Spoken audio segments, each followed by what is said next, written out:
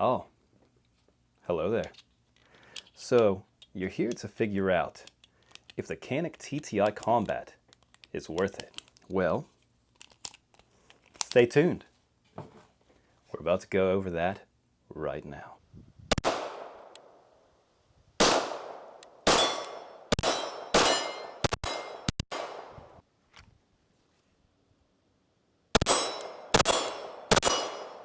Pretty cool stuff, huh? But before we get into all that fun stuff, I have some mags I gotta fill.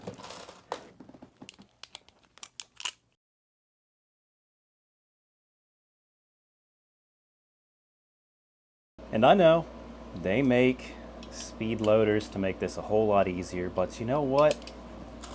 At the end of the day, I don't want soft hands.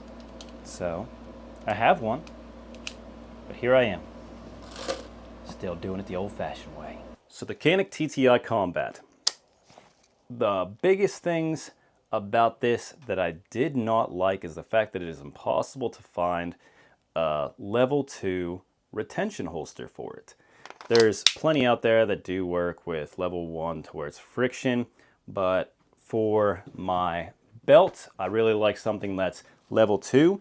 I did find if you have the TLR1 by Streamlight, if you get a Glock level 2 that hooks on the actual light, it works. It stays in there and does a great job at that. So if you're looking for level 2 retention holster for the CANIK TTI Combat, go with that holster. And I know I had to try quite a few to figure out which one would work and which one wouldn't. The biggest thing to stay away from is the level 2 retention holsters that have the button on the outside. I heard from John and Scully at SOE that the thing to be careful with for level 2 retention is the fact that if you get one, don't get the button on the outside. People are having problems accidentally shooting themselves, which you don't want. So the button right here, you can see that when I'm pulling it out, I do not need this finger at all. It's on my thumb. And when I pull it out, there's no way that this is going to go off until I want it to. And I know, look, they're on. Both ears are on. I'm not forgetting this time. I don't want people to say that I don't know what I'm talking about because I forgot to cover up one ear this time. And oh yeah, 1 second. I'm not really feeling these though. I don't like these at all. They're nice, but I feel like the pit fibers are more my speed today. Oh yeah. Oh yeah, that's it. Oh yeah, that's it. Let's go shoot some shit.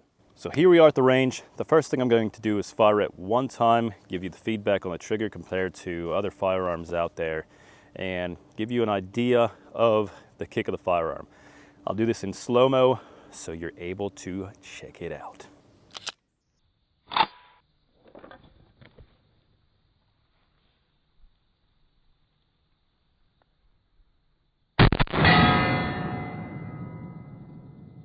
So the trigger feels really nice. There's a very slight trigger pull on it. Compared to like a Glock, it feels really good. The trigger on it, I have no issues being able to pull the trigger without it moving around or anything like that. If you're new to firearms, you could tell that heavier trigger pull, it's going to feel a little bit squishy. And the issues that you could have are the fact that you are not able to stay on target when you're pulling the trigger. It'll go low left, which with this one, you'll have no issues with at all. So now let's fire a couple more shots through it.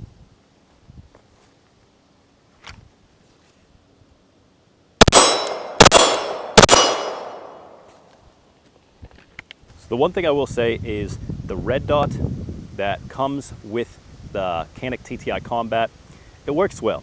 Is it my favorite? No, but it does have quite a big sight picture. You know, the area around the sight isn't super thick, so you're able to kind of see everything. The biggest thing you have to get used to is whenever you are pulling it up to fire, keep both eyes open. So,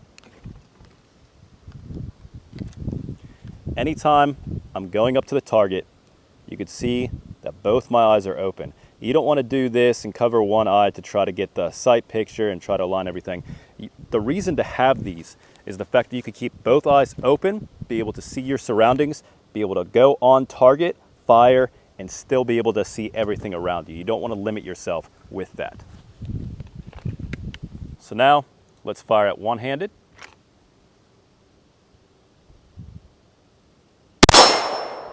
Now we'll try non-dominant.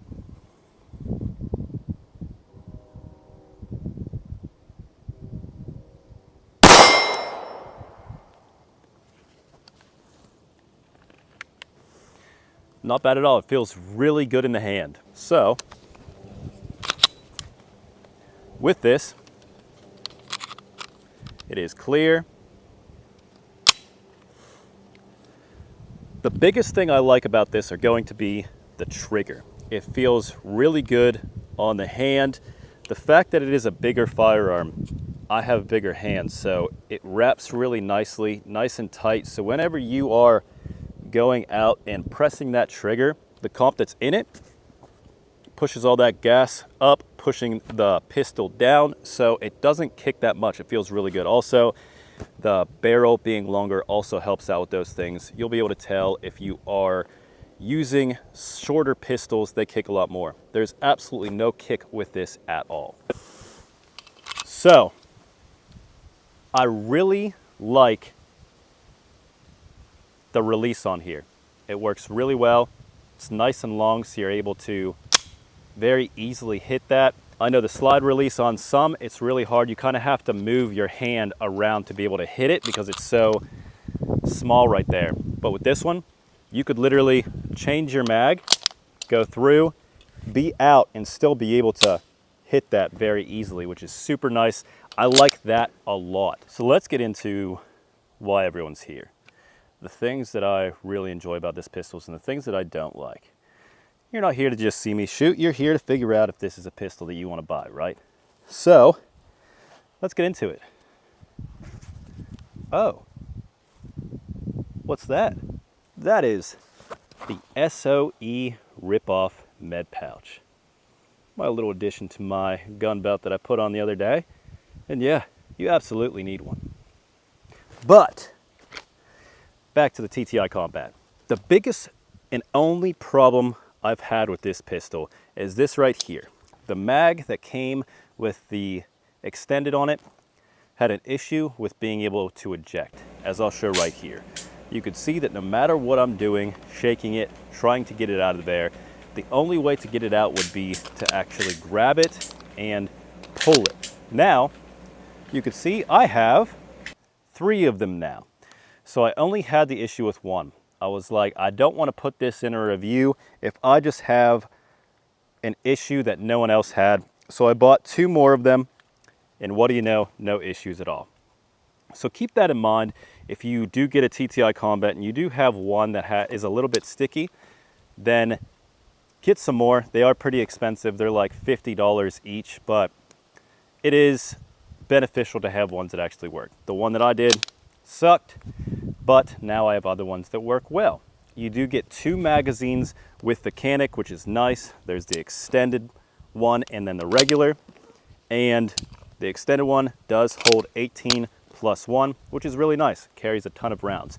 Realistically, this is not one that I'm going to daily carry. It's very long, pretty heavy with all of the rounds in it, but this is something that I'm going to use at the range for any classes or courses that I go through. I have it on my gun belt that works really well, and I really like this firearm. So for the $1,300 that I put into it, I would say it's absolutely worth it. With the trigger pull and being able to stay on your target the whole time without it kicking really bad with that compensator on the front, it's just great. Also, along with that, this color looks awesome. I originally got it just because it matched my truck. I went in to get a staccato, walked out with the CANIK. And the main reason is because the bronze. That's the same color on my rims for my truck, and I just like it. It's a really nice looking pistol. The other things I like on it is the extended mag release. So CANIK has a very hard name behind it. A lot of people don't like CANIKs because some of their firearms were not so great. You could say shitty. Kind of like Taurus. A lot of their stuff just really doesn't work that well, but they really ramped up their production. This is a great firearm. This pistol is awesome. I love it. Like I said, the only thing I didn't like about it was that mag ejection problem, but it was only that one mag. Another thing I do like is that the TLR1 by Streamlight sits really nicely on the front. Also, I'm showing right now, it is empty and clear, but if for some reason you do come into an instance to where you had to have your pistol very close to an object and still fire, the problem with that is if you push back on this slide at all, the trigger doesn't work. So the cool thing about this light is if you have that pressed up against something, there's enough of a gap to where you'll still be able to fire, which is great. So I like to have my light system stick out a little bit more for that reason. You don't want to have to use your firearm, have it up against something, and nothing happens. With the mechanic, whatever the hell it's called, it's okay.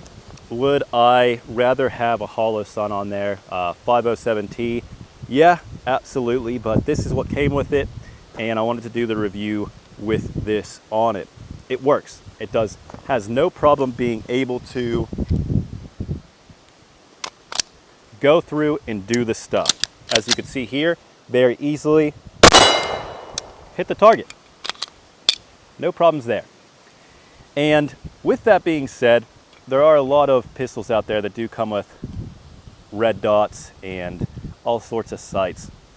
I really can't say anything negative against this one. It's just the fact that it's not what I'm used to, but it still does the job. So don't take that into effect if you want to get one with or without it.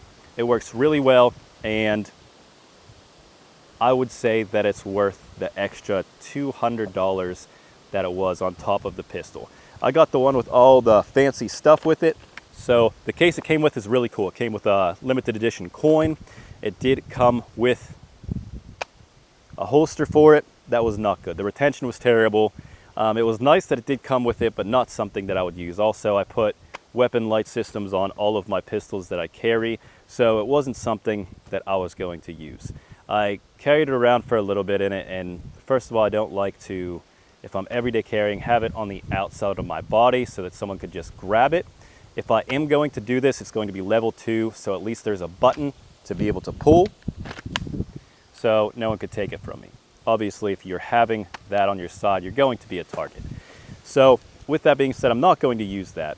The 2 magazines it came with were really nice. I did like the fact that they were bronze as well to kind of match the pistol. And the other things in it, it came with some tools, a little tiny CANIK that was actually a tool set that was really nice, and a ton of other things. Most of the things in this box I'm probably going to never use, but it was a nice little thing that came with it for the price of $1,300. So my buddy Matt just got here. So what better opportunity to give his opinion on the TTI Combat 2? I don't have extra ear pro, so I'm going to hold my ears.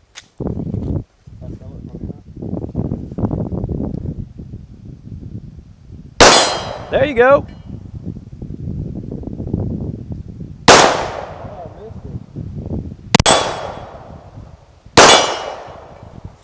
Yeah.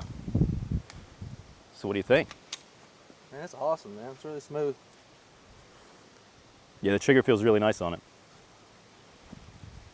Yeah, it's nice. And it just comfortable to hold your hand as well. And it just looks pretty. Oh yeah, it's beautiful. That's for sure. Also, I know that this isn't a firearm that you want to go out to about 100 yards with, but as you can see here, you absolutely can, which is awesome. Now, I did not do it the first time. It took me about 3 shots to be able to hit the target, but understanding those things and knowing that it does have the ability, would I do that in any sort of situation just besides seeing if it could? Hell no. But it is cool to know. So with all that being said, should you go buy the CANIK TTI Combat? And my answer to that is, do you want a pistol that you're going to have fun? Yeah? Do you want a pistol that just looks really, really cool? Maybe. Do you want a pistol that whenever you pull it out of your holster, it goes? That is pretty important. Then, by all means, go pick yourself up a CANIK TTI Combat. I highly doubt that you're going to be disappointed. And remember, stop bitching and complaining and start prepping and training.